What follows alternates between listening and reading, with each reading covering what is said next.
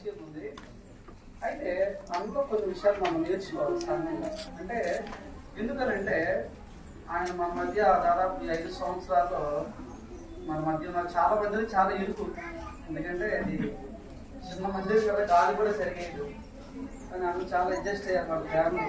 మాట చెప్పాలంటే చాలా మన చిన్న మందిరంలో వారు ఉండటానికి ఇష్టపడ్డారు.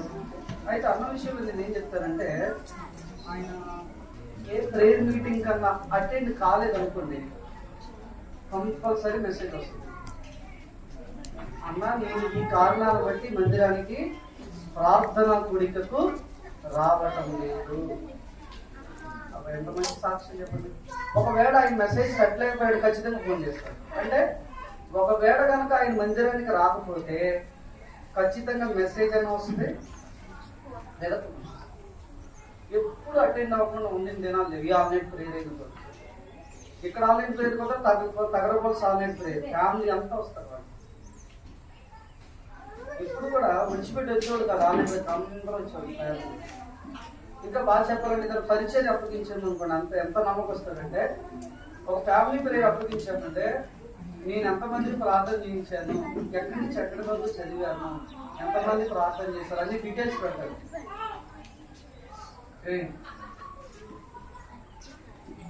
చాలా నమ్మకత్వం ఎంత. అందుకే ఇక్కడ నేను చెప్తాను, అతను పరిచర్య నిమిత్తమై నాకు చాలా ప్రయోజనకరంగా. మన మధ్య ఉన్నప్పుడు అంతకాలం చాలా మందికి తెలిసి అనుభవం చెప్పాడు.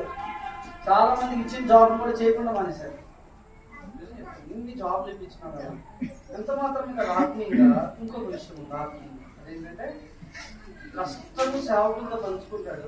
ఏ కష్టం వచ్చినా కూడా, ఏ దుఃఖం వచ్చినా కూడా ఫస్ట్ ఫోన్ చేస్తాడు. ఎవరికంటే సేవకు. తన ఇంట్లో ఈ కష్టం వచ్చింది, అన్న ఈ పరిస్థితులు ఉన్నాయి, ఈ బాధ ఉంది అని వెంటనే సేవకులు ఫోన్ చేస్తాడు. ఏ సంతోషమైనా సేవకులతో వచ్చింది. మరి అన్నకు మేము చాలా రుణస్తులు, అంటే శరీరకంగా రుణస్తులు. శరీరకి ఎందుకంటే మరి అనేక సార్లు మాకు అంటే ఎంత ఆతిథ్యం అంటే మరి అంత ఆతిథ్యం చెప్పలేదు. ఇంత ఆతిథ్యం ఇచ్చారు మాకు అని నేను చెప్పలేదు, కొన్ని మాటలు నిలబడి చెప్పలేము. ఎందుకంటే శారీరక ప్రకారం అయితే నేను రుణస్తుండే. ఎందుకంటే వాళ్ళు ఇచ్చిన ఆతిథ్యము, వాళ్ళు చూపిన ప్రేమ. అన్న చెప్పారు, ఆంటీతో పెట్టుకుంటాను. నేను ఎప్పుడన్నా రుణం తెచ్చుకుంటాం అనుకుంటే ఆంటీ ఒప్పుకోరు.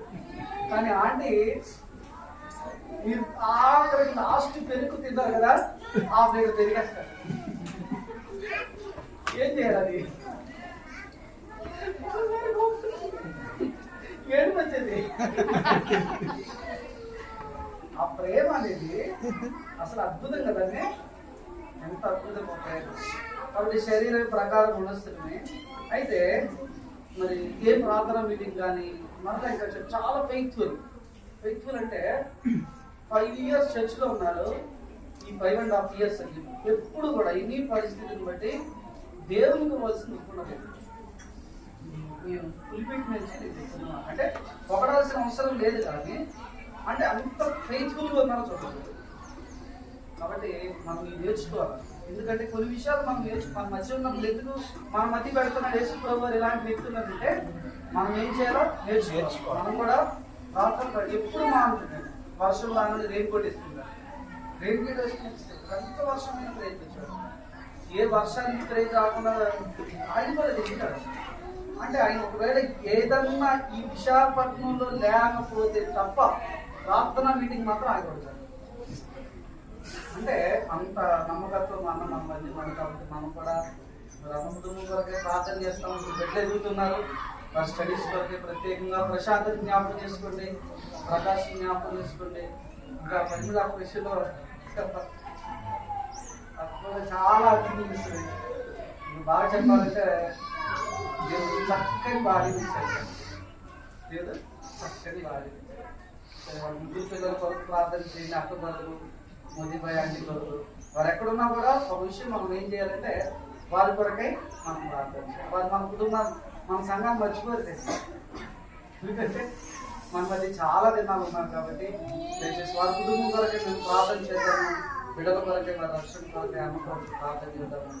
మనం కూడా అలా ఉండడం కొరకై ఏం చేయాలి? అలా ఉండడం కొరకే సిద్ధపడాలి. మనం కూడా ప్రార్థన గురించి రావాలి, దేవుని ప్రేమించాలి. ఏ కష్టమైనా సేవకులే చెప్తారండి. ఏ సంతోషమైనా మీరు బాగా చెప్పాలంటే ఎన్నో ప్రతి సంతోషానికి ఫోన్ చేసేస్తారు, అమ్మ ఇంటికి రండి అన్న, అమ్మ ఇంటికి రండి అన్న. అంటే ఇవన్నీ మరి చెప్పకూడదు ఇక్కడ నుంచి కొన్ని. కాబట్టి అంత నమ్మకత్వము, అంత ఆతిథ్య ప్రేమ, సేవకులను గౌరవించాలి. ఇవి చూడండి, అన్న పలానా సేవకుడు చూసుకోవాలన్నా అంటే చాలు ఆర్గనైజ్ చేస్తాడు, అటు రావడానికి అటు ఇటు చూసుకుంటాడు. ఆయన కావాల్సినవన్నీ ఒక పని కాదు.